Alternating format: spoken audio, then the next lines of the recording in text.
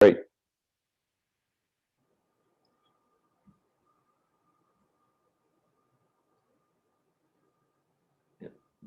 All right, so Todd, I think I can see your screen. Are you pulling up a presentation?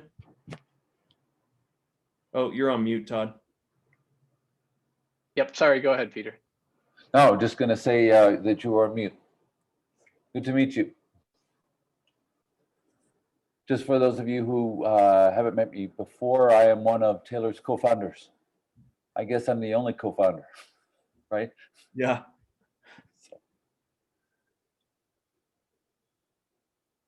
So yes, you did get the name right there, Taylor. I got a small deck here, just kind of with a little bit of background information and a little bit about Revelry and myself, courtesy of Max, who introduced me to the group. So as of about a week ago, so it's nice to see all the faces and get to know the group a little bit along the way here.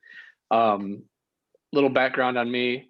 Started in mid-Michigan as a Midwesterner, moved to New York to work at an ad agency, actually.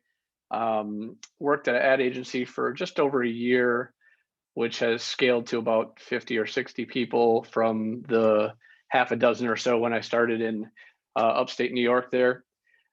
Did a year or two of consulting at stuntdouble.com, just kind of all things SEO, search marketing, paid search when AdWords was just getting started. Moved out to California to start a consultancy with another friend. Started a bunch of affiliate websites, including collegedegree.com and a handful of others where we purchased existing websites, made them a little bit better, did some content marketing and monetized them with affiliate traffic. So I suppose serial entrepreneur turned in-house marketer, and now I'm here at Revelry after a few stops, one at an American boat manufacturer here in South Florida where I'm located now, and ran a business as a fishing charter captain for about 4 or 5 years at Miami Fishing, and then the fishing photos that I'm sure we'll get into, or the fishing stories that we'll defer to later if I'm hearing share your screen, so I'm not sharing a screen. My apologies. It was just big circles with the story I was telling anyhow. So a little bit about what we'll talk about today. Acquisition, is what I've always done for a variety of different businesses, B2B, currently at Revelry, where we're selling software services, as well as a few other things. Revelry is not a marketing agency. I apologize for giving the wrong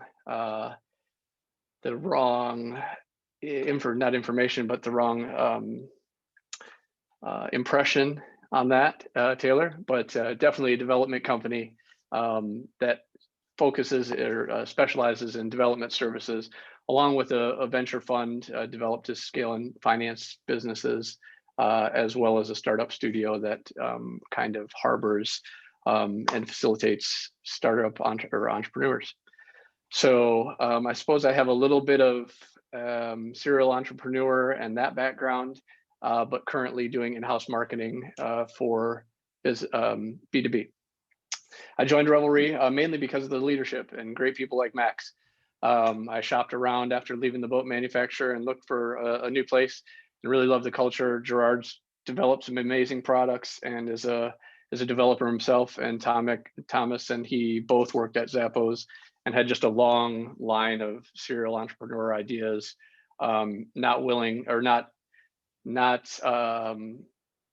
afraid to fail sometimes, which I think you have to be. You have to be fearless as a startup, because what they don't tell you when you start your business is most of them fail. And if they do tell you, they don't tell you enough times. And if you've done it yourself, you know just how hard it is to focus on one thing, to stay in touch with one thing, and to see one thing through to the finish line. So a few of the core values that brought me to Revelry, a few of these maybe movie quotes that you've seen and loved, but also what makes Revelry great and what makes spending time with people on Zoom enjoyable and worthwhile to me at Revelry as a company. Mainly starting with a mutual respect and earning and dispensing that trust between people, encouraging one another. I have a fear of public speaking that I'm breaking here again after years of being away from it. So thank you all for that and your consideration there. But fear is the mind killer. If you're afraid to do things, you're not going to get out there and do that. And if people like Max encourage you to do these things, you will do that. Investing in yourself and the company, calling your shots and being able to say, hey, this is what I'm going to do here and where we're going with it are just some of those values that they live every day. So today I want to talk about Taylor's company there, or Taylor and Peter's project. I don't have a lot of background, so I apologize. I'm doing this do it live style to a point. This is about all the presentation you get, which is me and Revelry. But we'll talk about planning, building, and growing the thing's usage over time, with specific regard to inbound and SEO. I think hopefully it'll be a good pickup right where Brandon left off on all things keyword research, search-based intent, and how those things should influence your acquisition strategy. So thank you, Max, for the preview of the slides. I think you're out there someplace if you want to chime in. Yep, I see you there. chatted him and said thank you for pushing you into public speaking again. He really did. I don't know if he knows it or not, but so please, Peter. Yeah. Oh. Just gonna say, you could have fooled me, Todd. Appreciate that. Yeah, no awkwardness there. So you've gone through the routine of standing up in front of large groups of people and talking about stuff on your feet. So we appreciate that. So today, what we have about 50 minutes to get to the end of this particular session, and we have two of our portfolio companies in the venture studio that we're looking at expanding their business. And the names again are relatively early days in terms of what they do. They're more functional. They're esoteric. Taylor and I often say that when we finally do get to leave the COVID cocoon and open up our offices here in Salt Lake City, on the wall, we're going to paint a big motto that says, quote, ... I didn't know that was a thing, unquote, because that's what we're discovering at the universities are a long list of ideas and innovations that no one really knew was a thing, or that there was a market for it, or that people were willing to spend the kind of money that they're willing to spend on some of these esoteric ideas. We're not looking for or necessarily finding yet, but we expect to, but we're not looking for unicorns at the studio. We're looking for profitable, deeply committed types of businesses in niches, maybe product lines or spectacular products that might be sold to similar markets that are already well established, buyers who are using tool sets that they've homegrown or that are emerging out of sort of hidden environments. One of the interesting ideas that emerged out of the university environment was a software application to optimize the functionality of electron microscopes, believe it or not. Didn't know that was a thing, but it took them $800,000 to develop, but they sold it for $17 million to a large German engineering company. That's a pretty handsome margin. And it's a lot of singles, doubles, and triples like that at high margins that we're finding. So the target of our markets are going to be probably B to I, like as Taylor mentioned earlier, business to institutions. And the two that we're primarily looking at right now that we'll talk about today, one is we call it consent builder. Believe it or not, when you do clinical studies, you have to set up a very elaborate process for managing the people who you're going to actually include in the study. So when you do a clinical study for something like a COVID vaccine, you have to find out people you can actually test, human beings who are going to be involved in these clinical studies. And in order to engage them, you have to get their consent and their assent to participate in these studies. Well, the process of doing that is largely historically been manual. And typically it involves these review boards at each university, typically, or a hospital or clinic that's involved in the study. Well, the government changed the law some years ago to allow for central universities or target universities to lead these studies and to have one central institutional review board for these clinical studies. And that means that satellite universities can engage and participate in these studies. So imagine the University of Utah is the primary site for a particular study on cancer or on some eye or ocular related kind of analysis, or vaccines, for example. Just clinical studies are wide ranging in their scope. But the University of Utah is going to be the primary university, and they'll be able to engage any number of other universities around the country to participate in this. All of these universities need, all of these clinical study sites need to have their own site-specific versions of these consent and assent documents. They're ruled and governed by federal laws and regulations, but also by local state-related or even university-related standards and practices.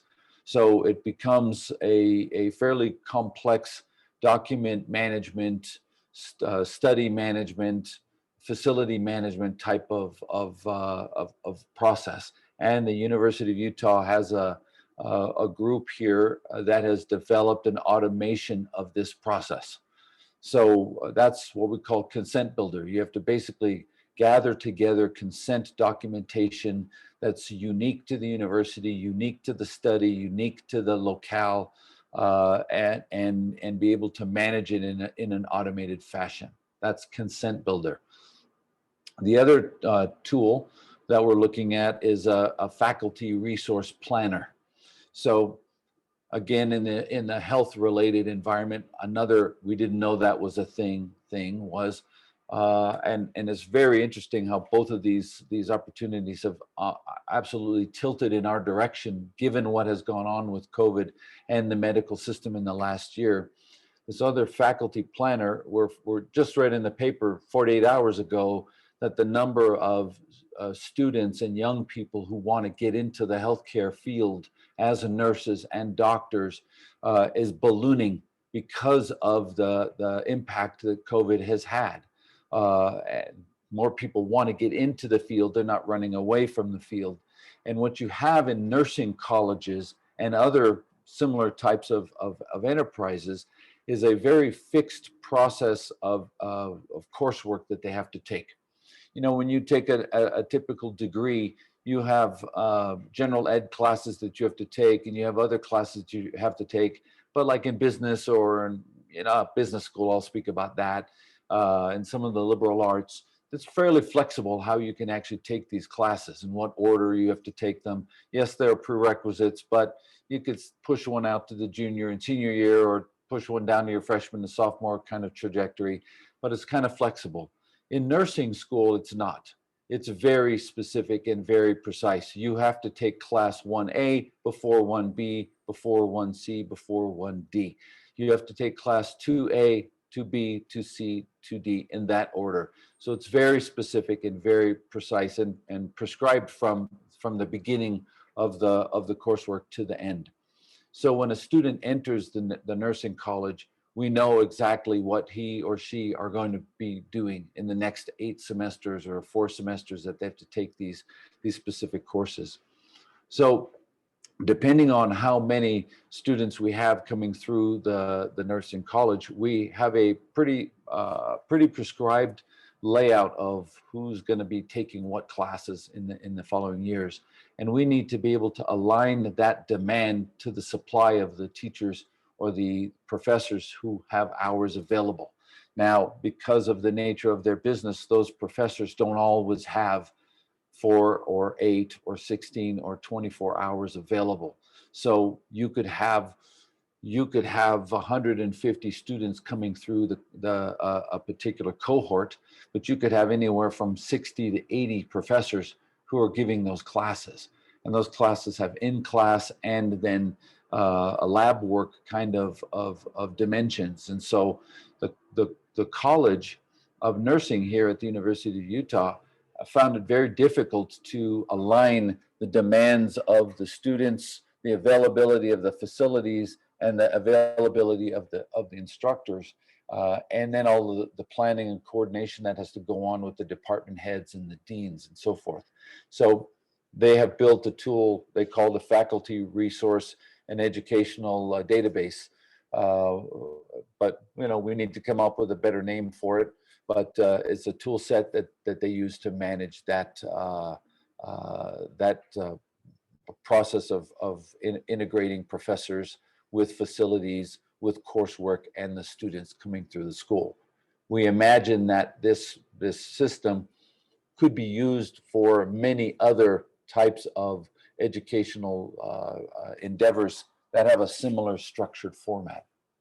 So that is Faculty Resource Planner and the Consent Builder. That's the overview. So we have to optimize the best way to get these to market. Taylor, is that a good 9-minute overview? No, that was perfect. So Okay. Todd, I would love for you to just flex your brain on all of this and tell us what we should be thinking about, what next steps could be, what you would suggest, tools, tips, strategies. So as a former consultant, I always had the luxury of choosing projects. And part of the luxury of that is choosing projects where you like to work and where you're good at what you do. I think in the startup studio, they call it opportunity fit, founder opportunity fit, or entrepreneur in residence, founder in resident fit, opportunity fit for the business. I think there's a similar type of fit for the marketing channels and strategies that you use on any project. You have to choose what the right fit is. If it's a musician or an application or a talented individual or a team, the channels and the choices are going to look different. For me, the choices that I've always made were based on one, competitive analysis, and two, understanding if there was demand there based on keyword research and intent. So where Brandon kind of left off there on the paid search and keyword research side of things, I'll pick up to a point on keyword research and forming a long-term organic strategy. So I think we're lucky to have the immediate feedback of paid search and social media. We can go out and ask questions like Sarah alluded to a few times and say, hey, what do you think of this? And get immediate feedback. We don't have that luxury with ranking on Google. Ranking on Google has always been the black box, regardless of what people tend to tell you. And you need to kind of form that long-term strategy over time with the other tools in the toolbox. So in this instance, since I'm just starting and what I'm used to and what I'm good at is generally a site audit, which is looking at a site live and saying, here's what it is. Again, we don't have that luxury today, but what we can do is look at competitors. So the first place I would probably start is with some competitors.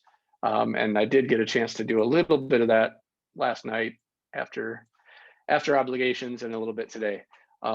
The first one that came up on the faculty management, and after speaking with Taylor, I think my favorite takeaway from yesterday was letting academia name marketing projects, or the predecessor. And I heard another one. What was the one in the last session? I wrote it down. Fannin. Yeah, Fannin. Call this one Fred. Yes, and so this one's Fred, which Fred would alone be hard to market and pass the test of that was given on the slides earlier. So Peter and Taylor, I'll kick it back to you for a minute on that slide. And just to give that version. Yeah, we're not going to call it Fred. You notice I didn't even mention it. Faculty Resource Planner.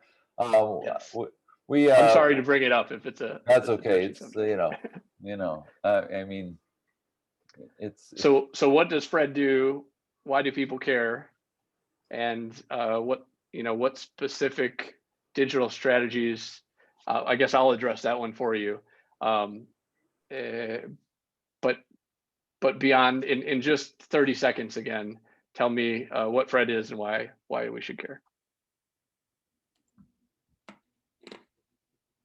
I put that slide together, Peter. Do you want me to take it? I walked us into that one. So faculty planner makes managing faculty schedules more efficient for nursing college administrators, and that will allow them to dedicate resources, more valuable resources elsewhere in their operations of the nursing college. I think I did the, what do we do for who? Why do they care? Yeah.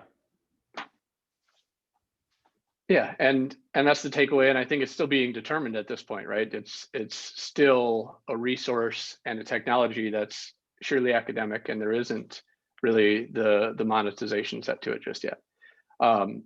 So at Revelry, as a software company, I think they would go to the end user and say, start interviewing faculty, saying what are the needs in the individual courses. Taylor, when we talked, I think you said 60 colleges established that have used a similar system with Salesforce, with this type of setup, a handful of which who have expressed interest in similar software.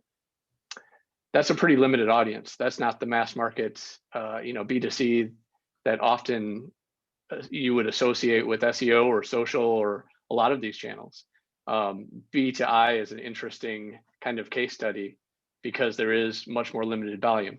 Now, that being said, the value a lot of times of that volume and of that type of individual who's going to make the purchase decision in that organization, or in this situation, more likely institution, is going to be a pretty specific person that you can probably reach, understanding more than just the persona. I'm guessing with a few Google searches, you can find the head of nursing for an individual college if you wanted to reach out to them and conduct an interview for an Amazon gift card or something along those lines. So that would be one way to approach kind of the user interview, to see the viability and see if there is a demand for this type of product or a solution at that level. Another way is to go and start seeing what people are searching for. Are they searching for faculty management? And what variations of that are they looking for? So what is this? So what is this tool you're using? Yep, this is my favorite SEO tool probably of all times, and I have lots of them. I think it's been distilled down to this, and Ahrefs are probably the two that I would shout out as wonderful tools. Ad Planner, you can get a long way with Keyword Ad Planner and running PPC and learning things there. This kind of takes what Brandon was building on with competitive analysis on Facebook and incorporates some of that.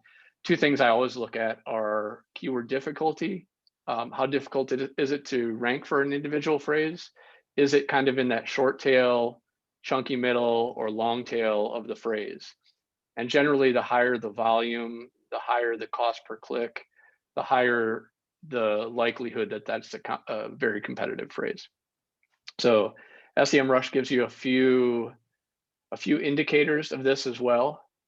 This keyword difficulty percentage is actually a keyword difficulty score as well.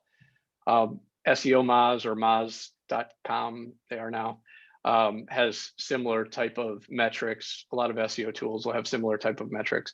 But what I'm looking for here most of the time is to say, if we do achieve this successful result, what's the benefit there? And is it realistic that we're going to achieve this result? And with SEO, it's a long-term play. You have to know that you're making the right decisions over time and execute on the same strategy with content marketing, with paid search as a supplement to it, with social media to promote the content that needs the links to ultimately drive domain authority and rankings. So it's a kind of more nuanced, longer term play. So doing the upfront analysis, the upfront planning with keyword research as a part of your user interviews, as a part of your design process before you build the information architecture of the website. These are the types of things that I'd look at most of the time. And then your keyword choices will influence that information architecture, how you create your content, the user path, how the sitemap is set up, the URL structure of the URLs themselves.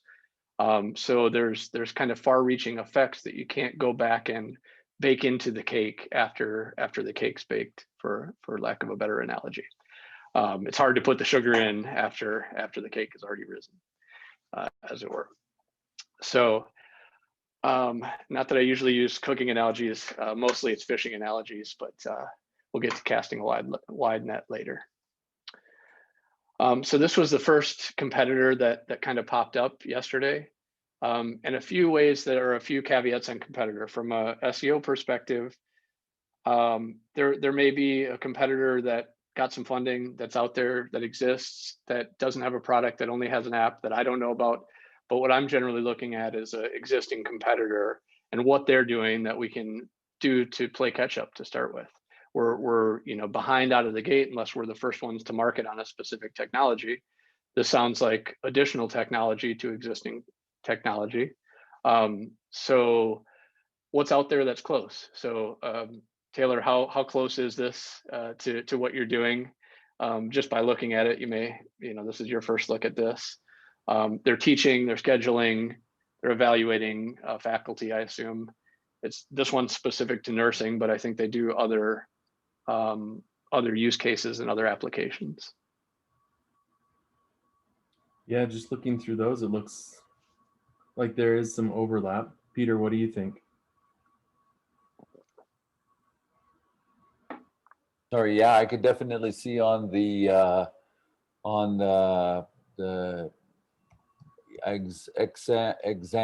examine and EduSched up there in the upper right, definitely some parallels there. Looks more like this is focusing on actual nurses who are out of college already, but this piece here is the more related to the actual scheduling. So I think we have a good first competitor to evaluate and at least take a look at and see maybe some of the things that they're doing well where there's some overlap. And again, from a SEO and organic perspective, you could be competing with them. For lack of a better example, I'll use Udemy or Amazon or a giant player or a Salesforce that's just spinning out a product. When that's the case, you're always up against domain authority. So I think there's enough people on with their faces on that I can do the raise of hands. Who knows what domain authority is? Am I already telling you something you know, or should I cover domain authority? Yeah, Todd, I would cover it. Yeah, I would Not too. everyone knows it. Yeah, not everyone. So domain authority is probably the best way to explain it is the summation of the quality and the quantity of the inbound links to your website. So it's one of the more overlooked aspects of SEO, I think a lot of times, is you can't compete with just your content. Your content has to be out there, it has to be well linked, it has to be linked from the right sources. It has to be topically relevant to what you're speaking on or what you're posting or creating content on your website. And that is your mothership, essentially. That's where you are going to rank individual articles and content. That's where you're going to choose which phrases to target. And you're probably not going to be able to target some phrases up front when that domain authority is low. Now, when that domain authority climbs, or if you are a Salesforce, you can just tack articles onto the existing site and they're going to rank. If you're a startup and you have 0 links, you have to address that problem. And in this case, and that's why I said earlier on the previous call, build your website now. I'm not a big believer in the build the audience or just the email list. I'm a big believer in throw the content out there, build it live on your website or on somebody else's site like Medium where you can rank it. Write a couple Medium articles on faculty management for nurses, 10 best practices, something along those lines, and see what the feedback that you get from that is. because you'll get real people and real users most likely, or you'll at least get somebody that says, hey, that's something I need or something I don't need, or here's something good or bad on the topic. You'll also start developing a few links to your website. So you'll have a link from Medium. You'll go and post on somebody else's site where you can be a topical expert. In addition to that, you need to find the topical experts. You need to find the person who does the scheduling and wrote this software, and find a way for them to contribute their content that's low impact and doable enough that they can pull it off. Because someone who's writing software and scheduling the software, and whoever built Fred, probably is strapped for time as it is, and that's why they built it. So if you have a system as a marketer, as a content person, to record Zoom calls, to transcribe information from them, to rewrite their content, to cater their content to search and some of the questions that people ask, that's going to assist in that content creation when you get to that point as well. Make it easy for them to contribute content. So back to eMedley as a competitor here. I would punch eMedley into two things. I would go to SEMrush and start with faculty management as a keyword, or nursing management even. Go very broad and start drilling down some of these topical areas. You want to kind of, now's the time for the cast a wide net analogy. At the volume level, you want to see the things that have the most volume, where there's a ton of opportunity, where there's probably very high competition. Nursing faculty management software is going to have so little volume that you're probably not even going to get many searches from paid. And they want you to have those clicks. They want you to pay $14 and $15, $20 for this type of click. And that's why it's more valuable to rank for those phrases organically, because we don't want to pay for those for 3, 4, 5 years over time. We want that to be a supplement to the long-term organic strategy, and to guarantee against the rainy day SEO fund, which happens. Google updates happen. I've lived through some, and some took out entire affiliate websites that were never to be seen again. And you kind of have to cater your efforts and your strategy around a risk tolerance that you're willing to take with a business or with an organization of this size. And to be 100% transparent on that, that's because I bought links to the website. That was 10 years ago when that was a viable strategy. And it worked for an affiliate website, and I could play in big spaces like college degrees. And so we could rank for college degrees with 100 purchase links. Eventually that doesn't work anymore. Eventually, if you don't build the brand out and build a business the right way, it's never going to work. So you have to support your business with defensible traffic and certainly defensible strategies. Todd, if we're just starting out on this, like trying to get organic and trying to do that content generation, what would you suggest the first 3 things we start focusing on would be? And then also Maxwell had a question about double backing and defining information architecture. Yeah. So it probably is one and the same there. Information architecture is probably the first and most difficult area to address in SEO, because if the site exists, it's hard to go back and retrofit a site with URL structure and information architecture and keyword research. Again, baking the sugar back into the cake.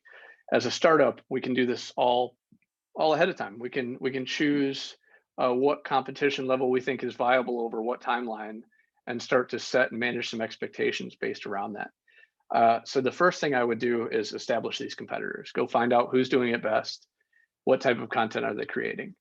Nursing degrees was one of the many areas that I dabbled in. So we had nursing degree program websites. rncentral.com we purchased long ago, nearly a decade ago. Put affiliate programs, an affiliate program search was the product and the monetization, and the content was what powered the rankings.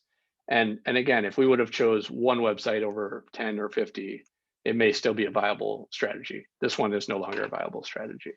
But what we did there was we established something like RN to BSN programs, or RN to BSN degrees, or RN degrees as a very top level pinnacle phrase that we were shooting for ultimately. So one would be establish a pinnacle phrase. That may be faculty management software, that may be faculty management, that may be nursing software, or even greater in a variety of use cases and industries. That's kind of the grand vision. The short-term vision is, what can we rank for right now and start selling some software?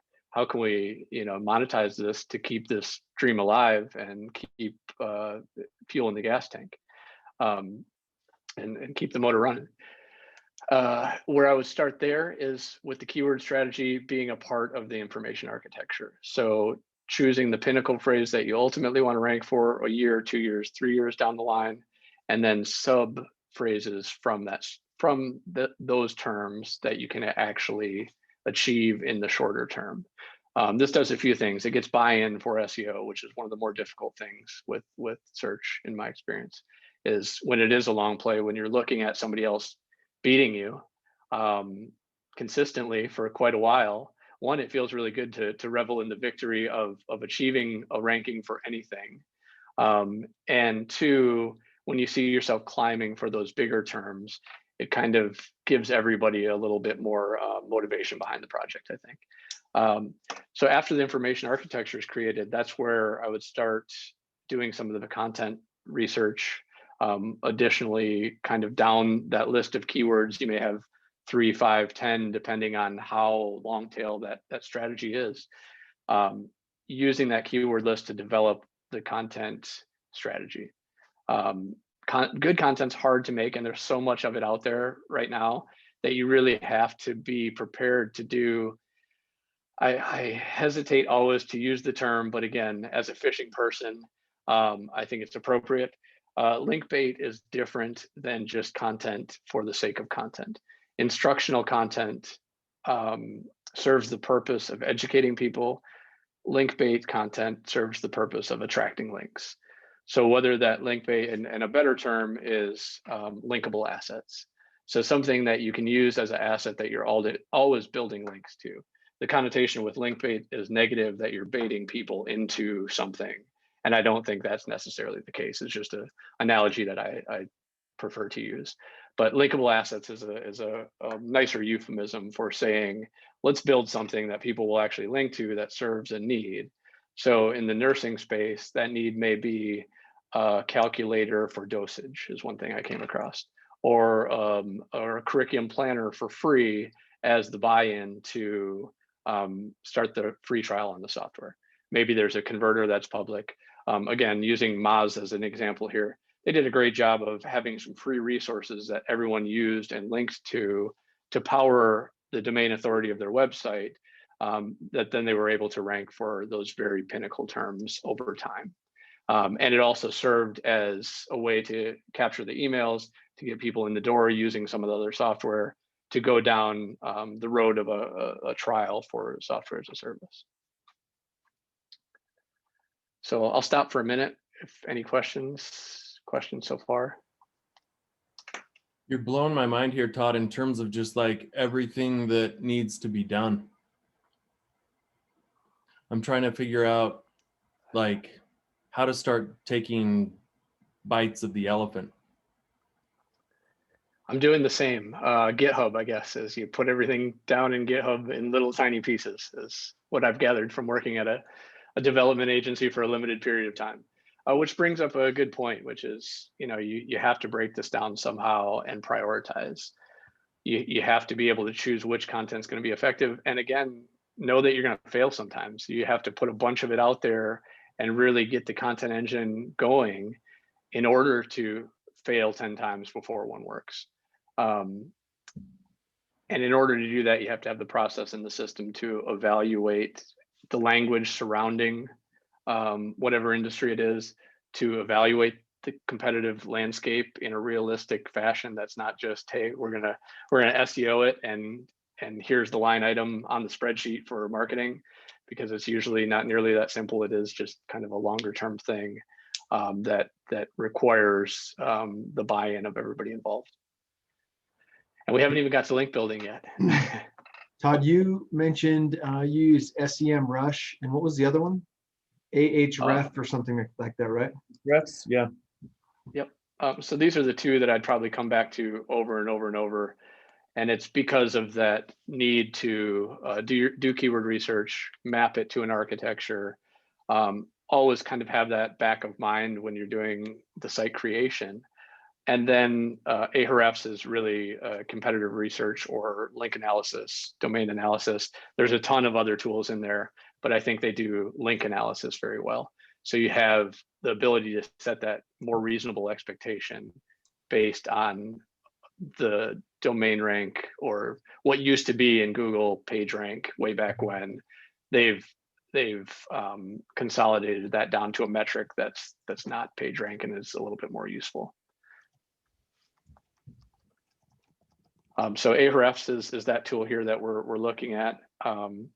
For any domain, I can kind of see what their backlinks look like, cross-reference some of those backlinks, see how many unique linking domains versus total links, do some overall kind of analysis on the backlinks themselves, which is a good time to throw out the backlink caveat, which is number one, don't buy links. Please don't buy links unless you want your sites to end up like my affiliate websites. And kind of know the differences between all of those different links. They're not all created equal. They're still important in Google, no matter what anyone wants to tell you. You can't rank content with no links unless you put it on somebody else's website that has links. There's just kind of a lot of myths. The first inclination is, hey, where do we go buy links or guest post on a blog? And that's not the solution either. The solution is a content strategy that supports putting your content on different websites as well as your website, and supports the content that you put on third-party websites, linking back to your site, and knowing that there's only marginal value on each additional link. If I write an article on Medium, I may want to do that 10 times for the traffic, but I probably only want to do it once or twice for the link. Is it true that other URLs may be stronger? Like when I was working at the university, someone approached me and said .edu links were more powerful. Is that a thing? So there's definitely more trust associated with a .edu link. That being said, one of the many link sellers over the years got in touch with educational institutions and started selling pages on college websites.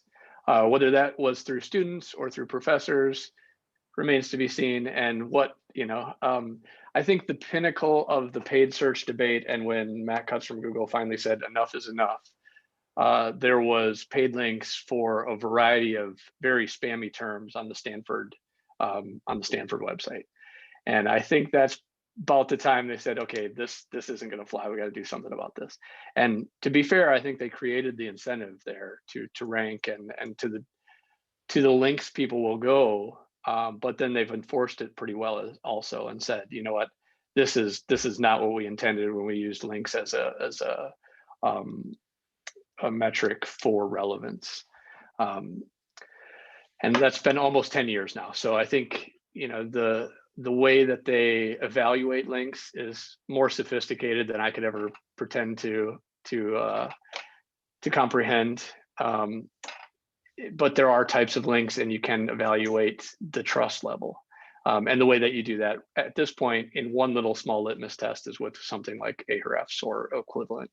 Majestic SEO has a similar tool. There's 3 or 4 other SEO SaaS services, provider services, that will give some level of metric for that link metric.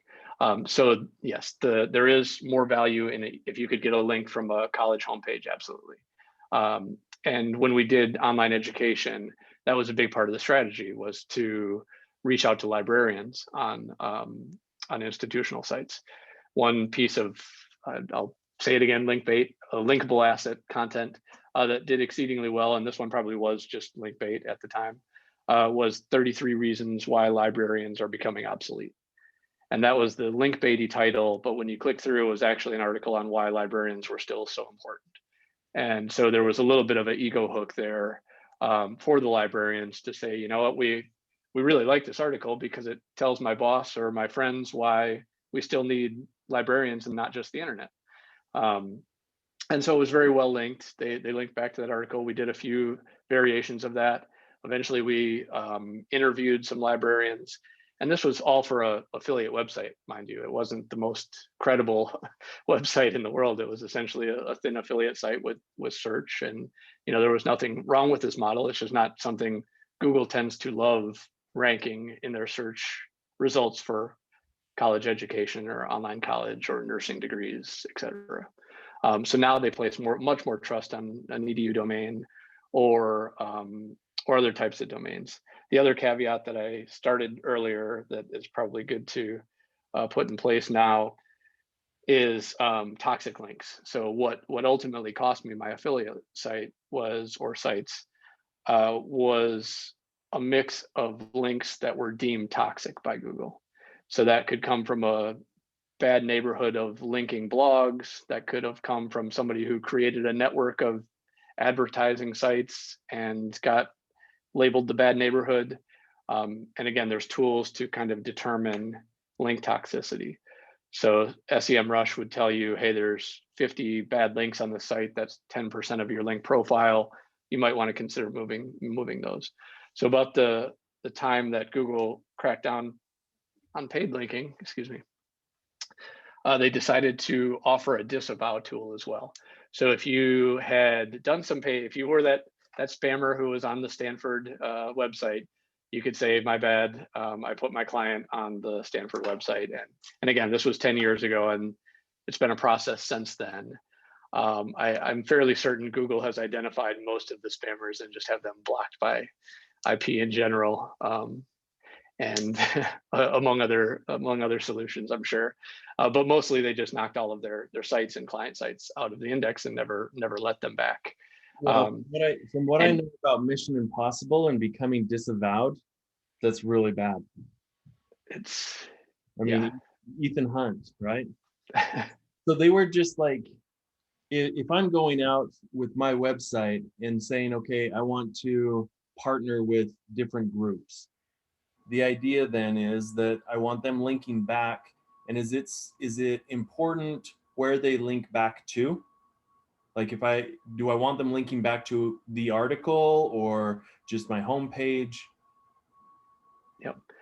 So with domain authority, again, the quality and quantity in total. So I always get the quote wrong, and it's terrible because I am a fisherman. But to an extent, all ships raise with the rising tide. I always get it wrong. You know the one I'm trying to do there, words. Yeah. Rising tide lifts all ships. Thank you. I've tried it 100 times and I still get it wrong every time. Playing with the wind. And I live life by the tides too, so it's even worse. But yes, the quality and quantity of all the links to all of your pages matter.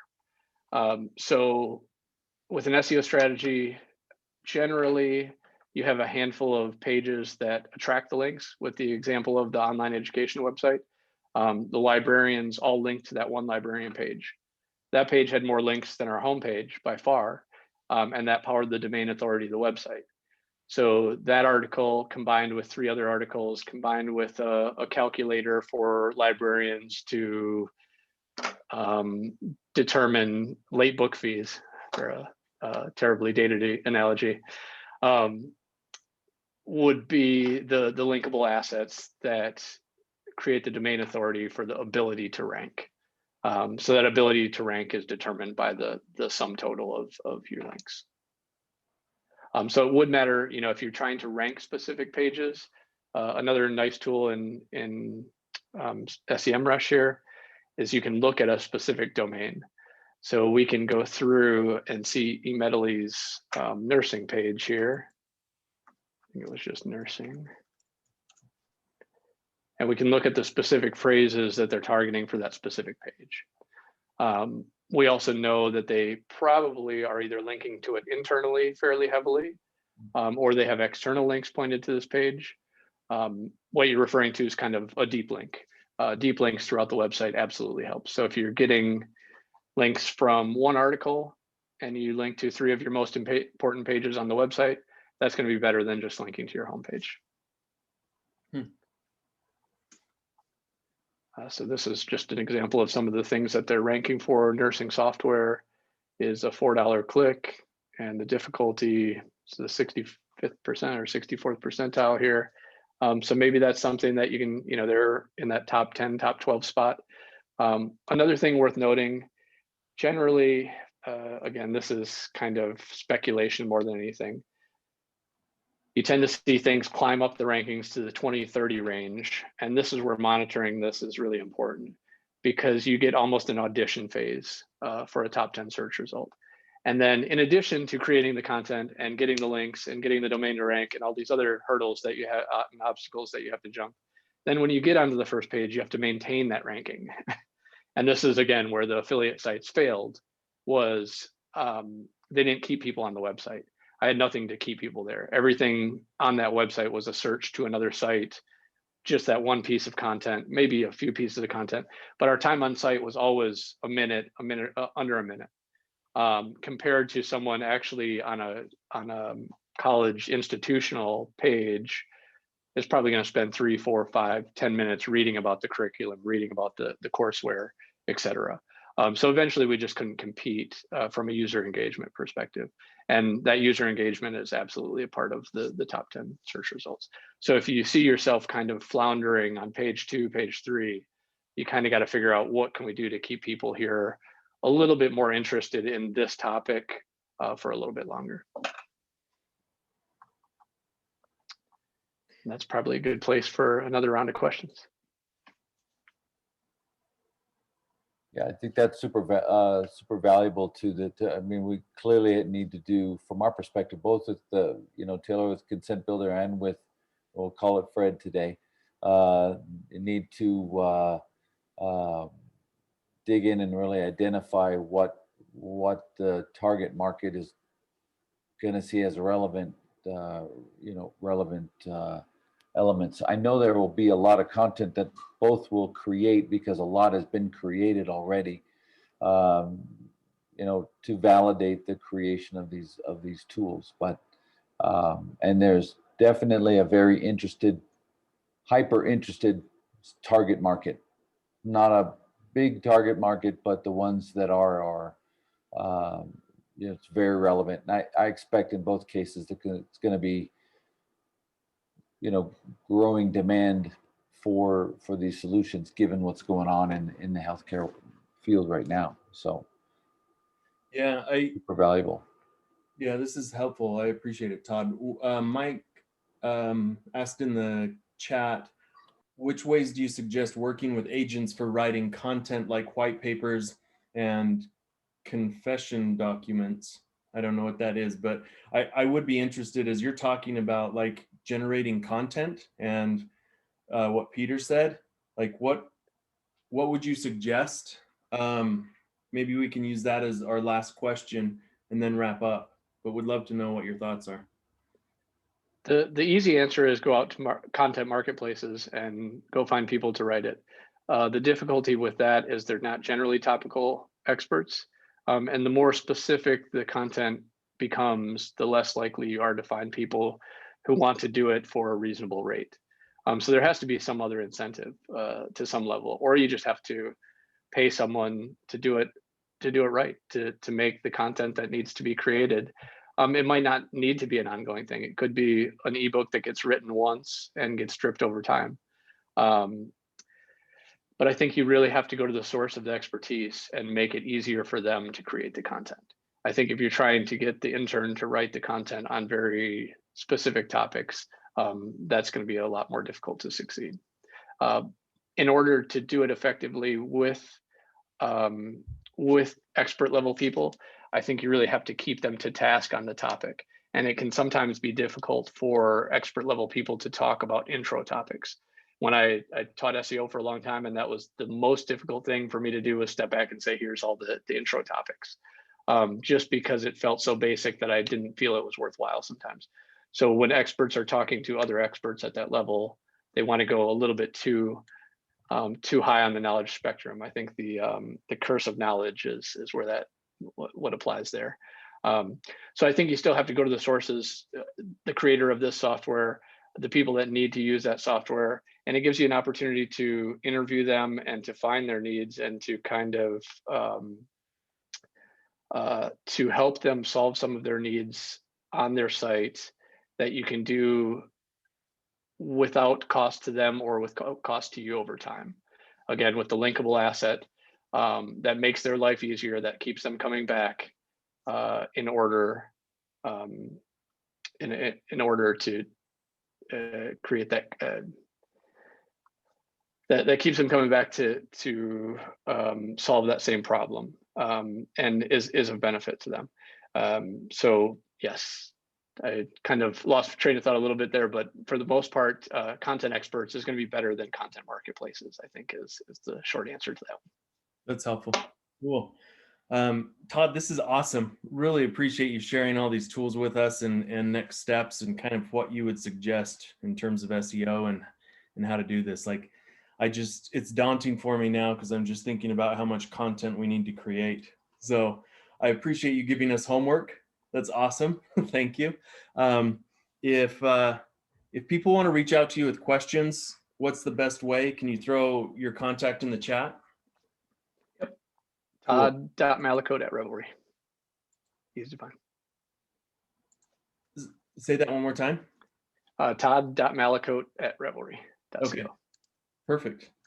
Well, really appreciate your time. This is super cool. Thank you. I'll have this recording up on the middaykonnect.com shortly. And thanks again for everybody's time. I know it's been a long day for some of you. I've seen you just marathoning it with me. So that's awesome. Thank you.